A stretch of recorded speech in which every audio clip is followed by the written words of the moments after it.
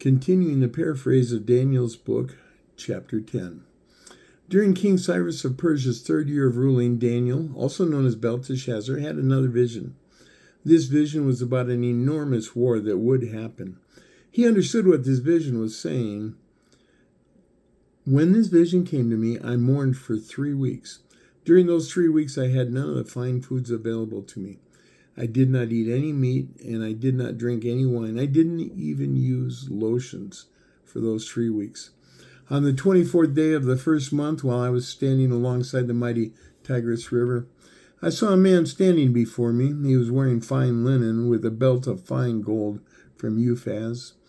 His body looked like it was made from topaz, and his face was as bright as lightning. His eyes were like blazing torches, and his arms and legs shone like polished bronze. His voice was loud as a vast multitude of people, all shouting together. I was the only person to see this vision. The people with me did not see it. However, they became terrified and ran off. This left me alone, staring at this impressive vision.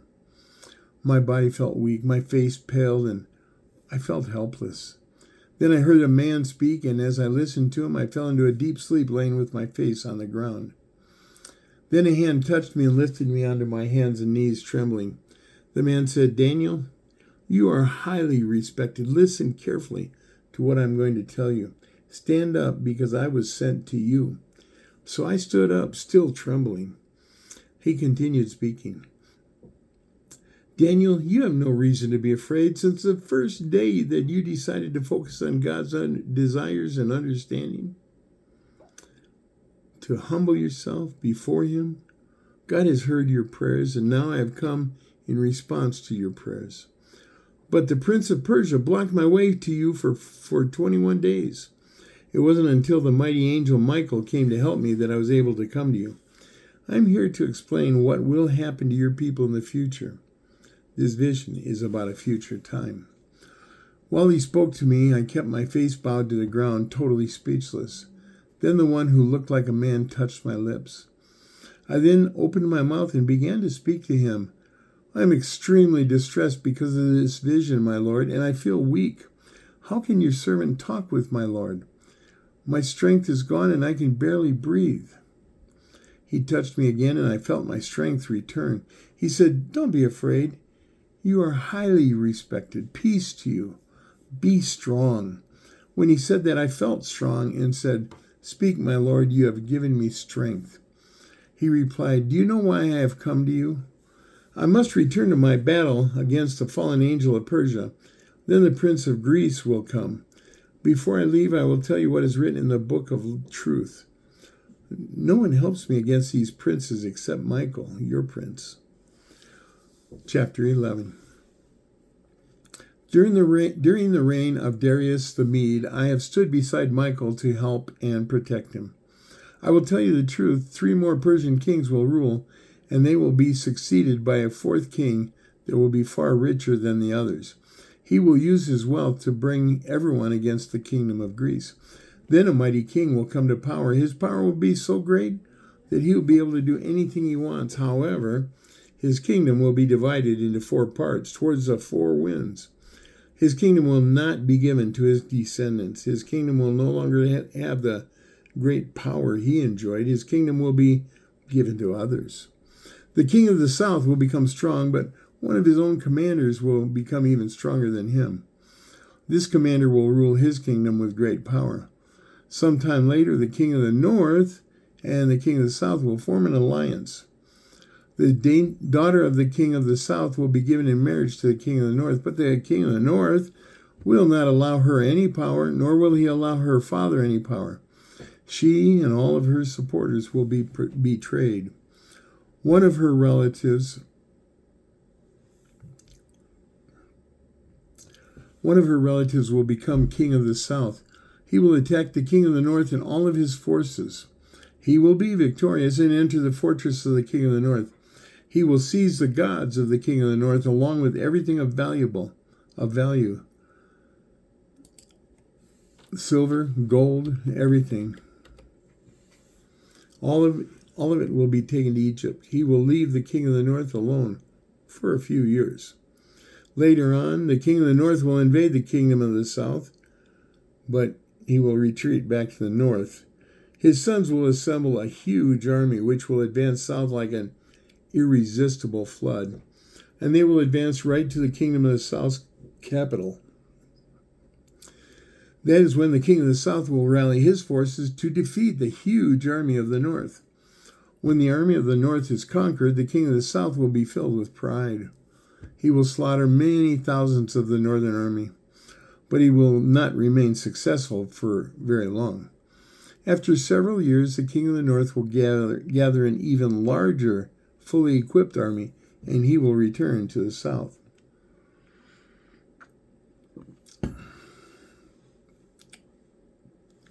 During those times, many nations will rise up against the king of the south. Violent people from among your own people will join in this rebellion, but they will not succeed. But when the king of the north arrived at a fortified city, he built siege ramps and captured the city. The forces of the south were unable to resist. Not even their best troops had a chance. The king of the north will be able to do whatever he wants, and no one will be able to resist him. He will establish himself in the beautiful land of Israel. He will have the power to destroy Israel. He will make plans to use the might of his entire kingdom and make an alliance with the king of the south. He will give the king of the south his own daughter in marriage, planning to use her to overthrow the king of the south. But his plan will fail. After that failure, he will conquer many cities on the seacoast. But a commander from another land will defeat him and drive him away. He will retreat to his own country, but he will stumble and fall to never be seen again. His successor will send out a tax collector to collect enough to maintain the royal splendor. In just a few years he will die, but not in anger or battle. The next king will be a despicable man who is not from the royal lineage. He will take over the kingdom by trickery. During his rule, great armies will be swept away, including a prince of Israel. He will make alliances built upon lies. He will have very few followers, but will still gain great power. When the richest regions feel secure, he will invade them and achieve what his fathers and forefathers could not do. He will spread the plunder and wealth to his followers. He will make plans against the fortified cities, but that will only last a little while. He will gather a very large army to attack the king of the south. The king of the south will wage war against him with a very large army of his own, but the king of the south will not succeed because of all the deceit within his own people. They will try to destroy him, and his army will be overwhelmed with a great many dying in the battle. The two kings will sit down to negotiate, but both of them are evil and lie. But it will not matter because the end will happen at the appropriate time. The king of the north will return to his own country with great wealth, but on the way, he will attack the people of God's covenant, doing a great deal of damage before returning to his own country. At the right time, he will invade the south again, but with different results. Ships of the seacoast will oppose him, and he will return home, taking out his anger on God's people of the covenant on the way. He will reward those who reject the covenant. His army will desecrate the temple and abolish the daily sacrifice. His army will set up the abomination of desolation in the temple. He will flatter and corrupt people who have violated the covenant but the people who trust in God will be strong and able to resist him. Wise teachers influence many, but some of these teachers will die by sword or fire, while others will be put in prison or robbed. During those terrible times, they will not receive much help, and many who join them will not be committed to them. Some of the teachers will die during the persecution. Those will be refined, cleansed, and made pure by going through those days. The appropriate time will come later. The northern king will do whatever he wants. He will proclaim himself to be greater than every god, including the God over all gods. He will be successful, but only until the appointed time arrives. What is supposed to happen will happen. He will disregard the gods of his fathers, the god women worship. He will disregard every god and claim he is greater than all of them. Instead of those gods, he will worship a new god. That is the God of his fortress. This God was not known by his fathers or their fathers. He will honor it with great deal of gold, silver, precious jewels. He will attack the strongest fortresses with the help of his new God. He will honor those who submit to him. He will make them the rulers of many people and divide the land among them as their reward. When the appropriate time for the end comes, the king of the south will attack the king of the north. The king of the north will respond with all of his horses and chariots, plus a very large number of ships. He will invade many countries and conquer each of them easily. He will invade the land of God's people of his covenant.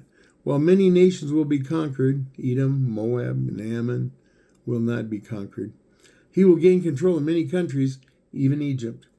He will plunder all of the wealth of Egypt, Libya, and Ethiopia, taking all of their gold and silver. Then news from the east and the north will frighten him. He will respond with anger and set out to eliminate many. He will camp between the sea and Mount Zion. There he will meet his end, and no one will help him.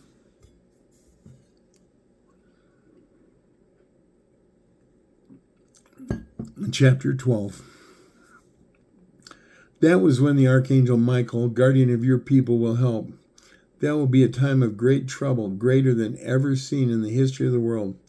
But your people will be saved if their name is in the book. Many of the dead will rise to eternal life. The others will be sent to eternal death. The wise will shine like a bright star. They will lead many people to eternal life, where they will shine just like the stars. But Daniel, do not share this prophecy. Keep it sealed until the end times, when many will search everywhere for knowledge.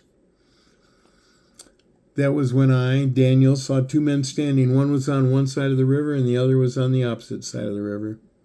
One asked the angel who had explained my vision, "How long will it be until these amazing events will be completed?" The angel who had explained my vision was standing over the river. He lifted both hands to heaven, and I heard him make an oath before God. Things will continue for a time, times, and half a time. When the power of the holy people has been destroyed, all of these things will be completed. I heard what he said, but I did not understand what he said, so I asked him, "Sir, what will be the final result of all of this?" He told me to just keep on going the way I had been going, because what he had explained to me must be sealed until the end of time. He said, "Many will be purified, cleansed, and refined, but wicked people will continue to be wicked. They will not understand. However, those who are wise will understand everything that will happen. When the daily sacrifice is ended and the abomination of desolation is set up to be worshipped, there will be 1,290 days. Blessed are those who wait and reach the end of the 1,335 days. Now, Daniel, just keep on going the way you have been going until the end. You will rest, and when the end of days arrive, you will rise to receive your reward."